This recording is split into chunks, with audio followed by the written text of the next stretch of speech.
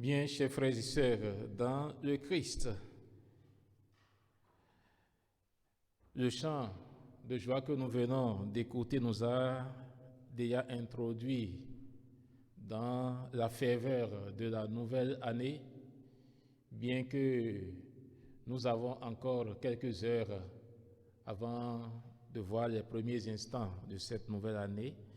Et déjà, je me permets de vous la souhaiter bonne et heureuse, que cette année soit une année de joie et de grande bénédiction pour vous, de la part du Seigneur. Nous commençons une nouvelle année qui est d'habitude le théâtre de grandes réjouissances. Mais comme nous savons le faire et que nous le faisons, nous le démontrons déjà, c'est aussi le lieu de la manifestation de notre action de grâce, de notre reconnaissance à Dieu le Père, qui est le Créateur et le Maître de nos vies. C'est lui qui a le dernier mot sur la vie de chacun et qui peut décider de nous l'arracher comme il peut décider de la prolonger encore. Si nous sommes donc ici aujourd'hui en train de connaître les derniers instants, les dernières heures de cette année, alors que certains de nos frères et sœurs ont dû nous quitter au cours de l'année, c'est sûrement parce que le Seigneur a voulu que nous soyons là.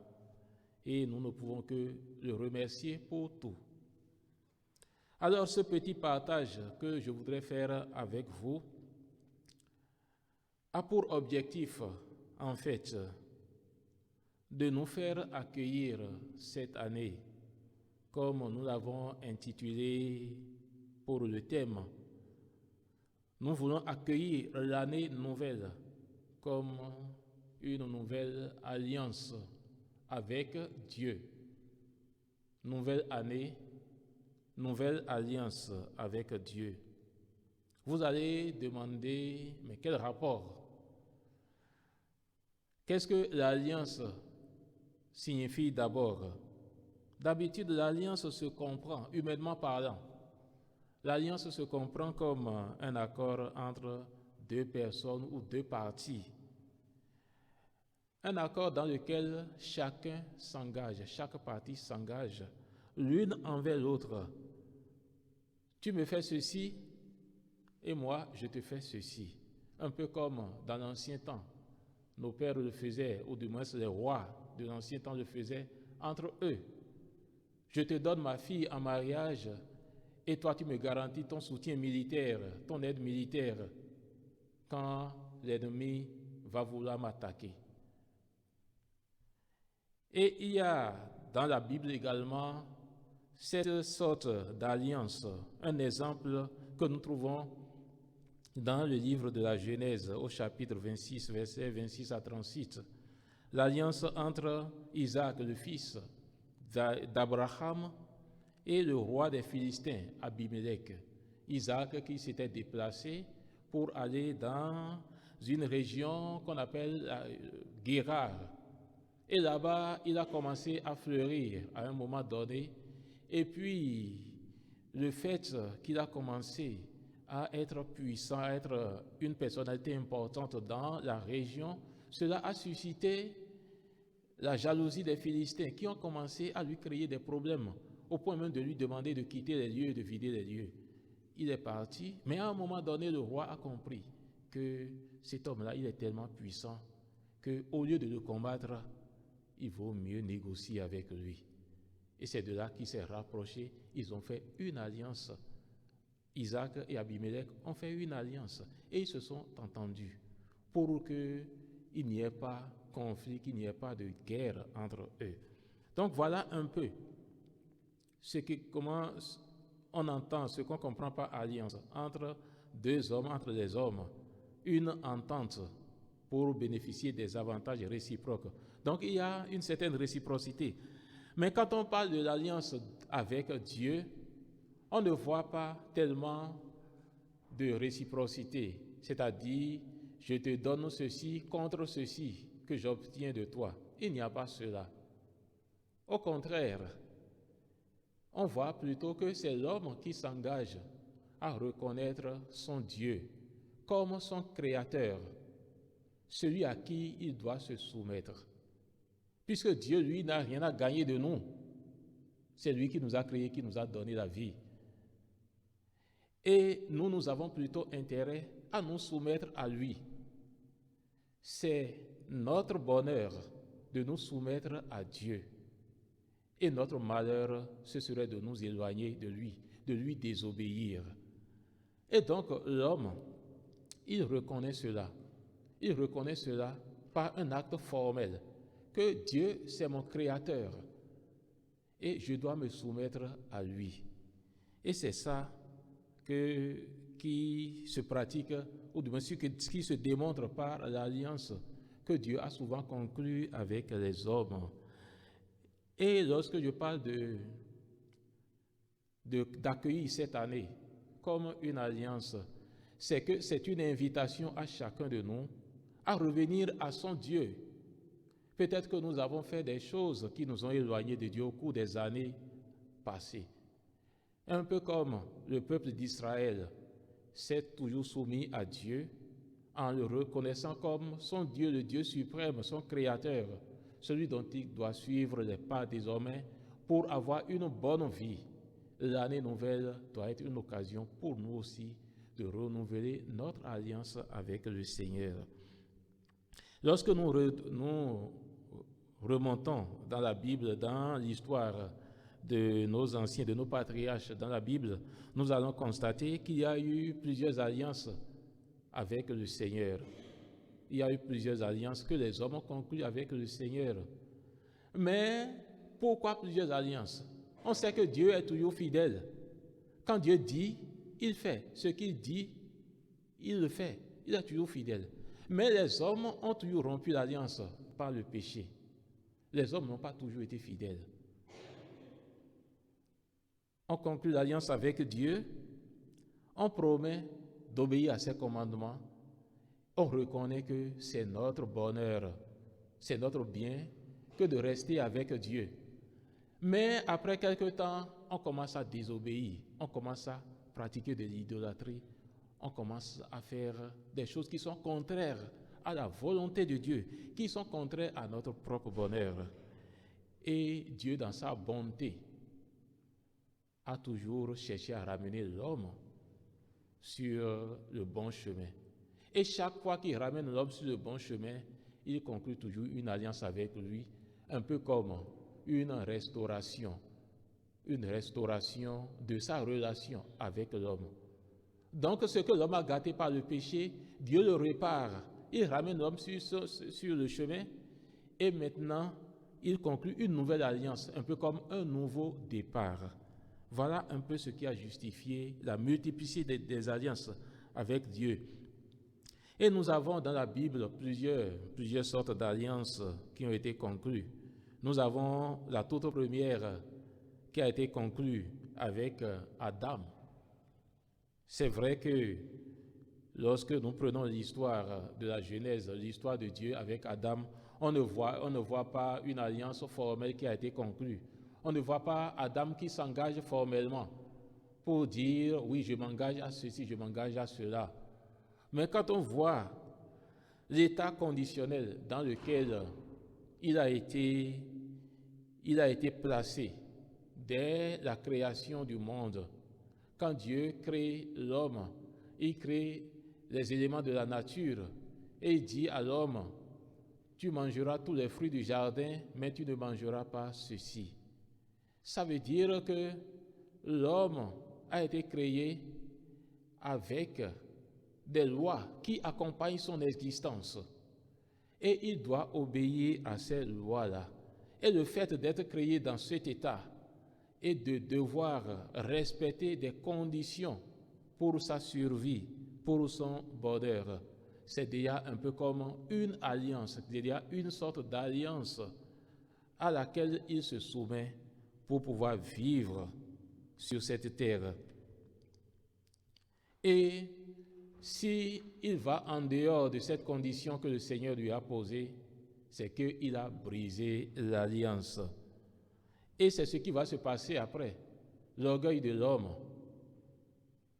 l'homme qui a été poussé par Satan, cet orgueil-là va l'amener à désobéir à Dieu, à croire qu'il est plus que ce que Dieu le fait croire qu'il est. Et il va désobéir à Dieu, il va manger le fruit interdit.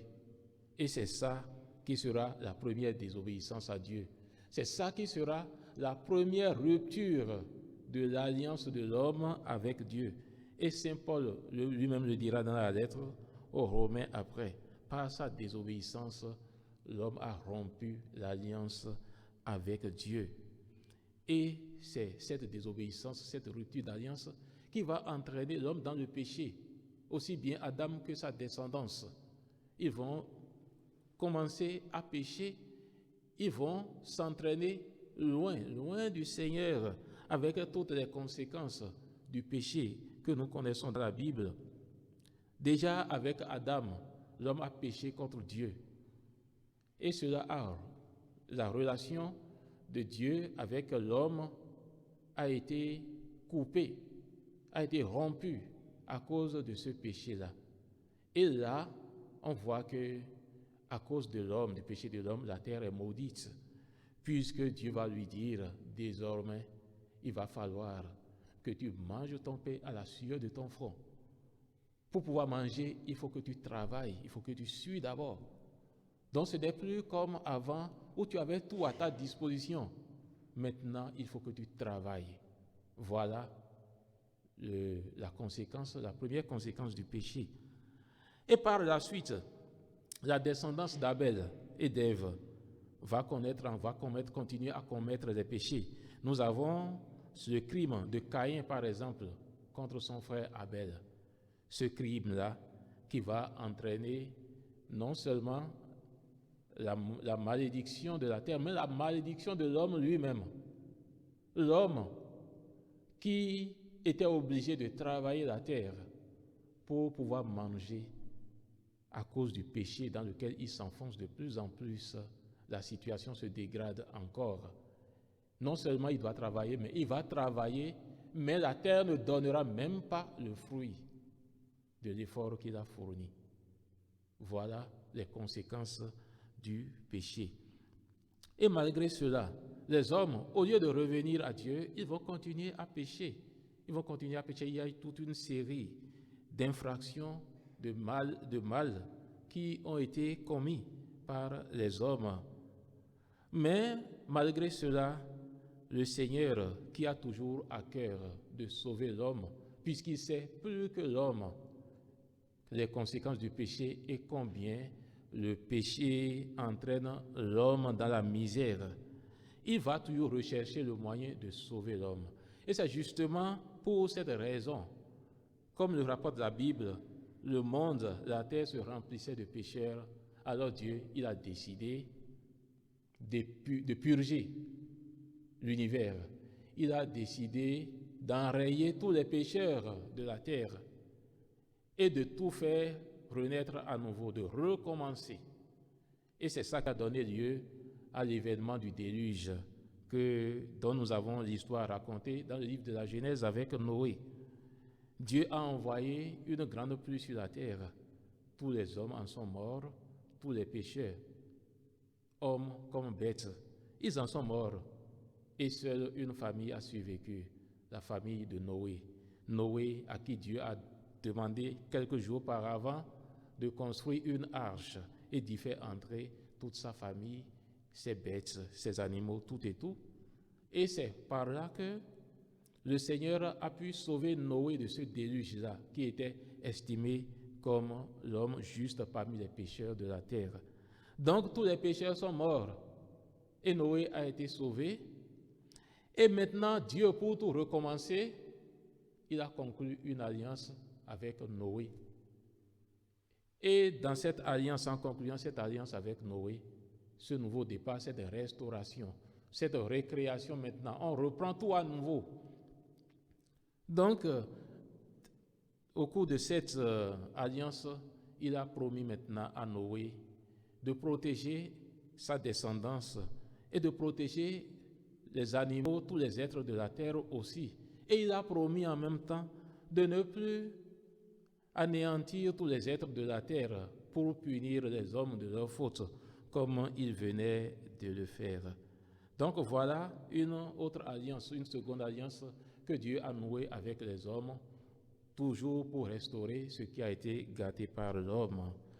Et après Noé, nous avons eu également par la suite une alliance que Dieu a conclue avec Abraham également, toujours dans le but de restaurer, parce que les hommes ont continué à pécher jusqu'à un certain moment. On a vu que, oui, au temps d'Abraham aussi, il y avait beaucoup de paganisme sur la terre. Il y avait beaucoup d'hommes et de femmes qui s'adonnaient à de l'idolâtrie. Dieu bénissait les hommes, les comblait de beaucoup de bienfaits. Mais au lieu d'en être reconnaissants à Dieu, ils en étaient plutôt reconnaissants aux idoles. Ils attribuaient leurs bienfaits, les bienfaits de la terre à des idoles. Ils adoraient des idoles. Alors le Seigneur, pour rester dans la ligne de sa promesse à Noé, il a décidé de tout restaurer encore. Mais cette fois-ci, ce n'est pas en anéantissant les êtres, ce n'est pas en anéantissant les pécheurs, mais il va choisir quelqu'un, un homme qu'il estime juste. Il va choisir celui-là parmi les hommes. Il va lui dire, quitte le monde païen, quitte ta famille païenne, va dans ce pays, dans un pays que je t'indiquerai. Et c'est là-bas que tu vas rester. Et c'est de là-bas, en étant là-bas, que je vais te donner une descendance. Il s'agit d'Abraham. Donc Dieu, toujours dans sa logique de restaurer l'homme, de maintenir l'homme, de faire revenir l'homme à lui, le cœur de l'homme à lui, il va choisir quelqu'un, il va le tirer du monde des pécheurs pour aller fonder sa descendance ailleurs. Et c'est cette descendance-là qui va devenir le peuple de Dieu. Donc il va choisir Abraham qui va émigrer vers la terre de Canaan et il va faire une alliance avec Abraham. Et dans cette alliance, il va promettre encore une fois à Abraham la fidélité. Abraham, du moins, va promettre la fidélité à Dieu, marcher devant Dieu, et Dieu va lui garantir maintenant ses bienfaits. Donc, ses bienfaits pour lui-même et pour sa descendance. Après cette alliance, nous avons également l'alliance de Dieu avec le peuple d'Israël. Les alliances individuelles sont passées. Cette fois-ci, c'est l'alliance avec tout un peuple. Le peuple d'Israël, à sa sortie d'Égypte, Dieu va conclure une alliance avec eux au Sinaï. Il va, je suis votre Dieu, vous êtes mon peuple. Et le peuple va souscrire à cette alliance en disant, tout ce que le Seigneur nous a commandé, nous le ferons. Tout ce que le Seigneur veut de nous, nous le ferons. Et donc, on voit encore cet aspect de l'alliance avec le Seigneur ici. La soumission de l'homme à Dieu, la reconnaissance de l'homme, la reconnaissance par l'homme de Dieu comme son créateur, comme le maître de sa vie, celui sans qui sa vie ne peut pas réussir.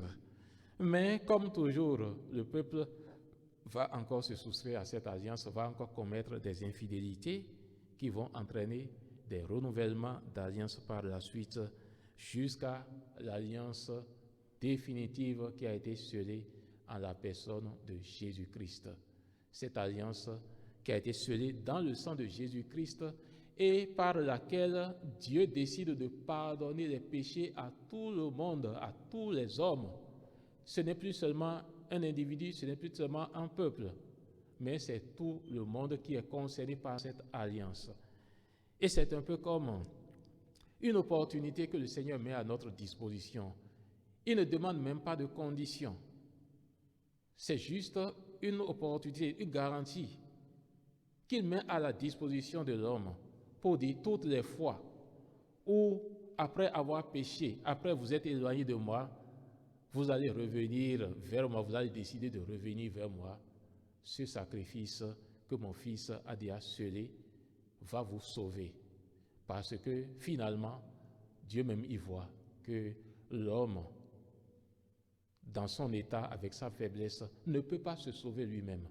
Il faut nécessairement l'intervention du Christ, l'intervention d'un Messie pour sauver l'homme de son état de péché.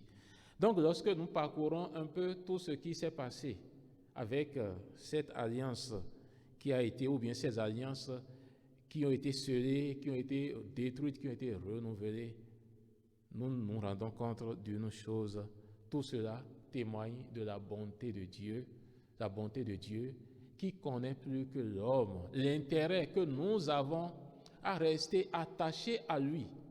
Nous avons été créés dans cette condition-là. Nous ne sommes pas des dieux. Nous avons des limites. Nous sommes des êtres limités. Et notre bonheur, c'est de nous soumettre à Dieu. C'est de nous soumettre à l'ordre de la création. C'est de nous soumettre aux lois de la nature. Nous ne devons pas nous comporter comme si nous étions nous-mêmes Dieu, mais notre bonheur, c'est dans la soumission à Dieu. C'est en cela que consiste l'alliance. Quand l'homme reconnaît que je suis un être totalement dépendant de mon Dieu, voilà. Mais l'homme, après l'avoir, quand bien même il a reconnu à un moment donné, il arrive toujours des moments où il se soustrait à cette alliance. Il veut toujours vivre sans Dieu, toujours vivre sans Dieu. Et c'est ça qui a entraîné la multiplicité des alliances. Alors, cette expérience que Israël et puis certaines personnalités bibliques ont faite avec Dieu nous montre au final que chaque fois qu'il y a une alliance, c'est une opportunité que Dieu donne à l'homme pour pouvoir revenir sur ses pas, pour pouvoir revenir sur la voie qui doit constituer son bonheur, qu'il cesse de faire ce qu'il veut et qu'il revienne sur les pas, sur les voies que son Seigneur lui a tracées. Et aujourd'hui, lorsque nous avons écouté tout cela et que nous savons que Dieu intervient dans l'histoire des hommes chaque fois pour pouvoir le ramener sur le bon chemin à travers une alliance, nous devons considérer, nous aussi, que cette nouvelle année que nous commençons, c'est une opportunité d'alliance que nous devons nouer avec notre Seigneur. Une opportunité d'alliance. Il se pourrait que nous ayons aussi fait des faux pas de par le passé.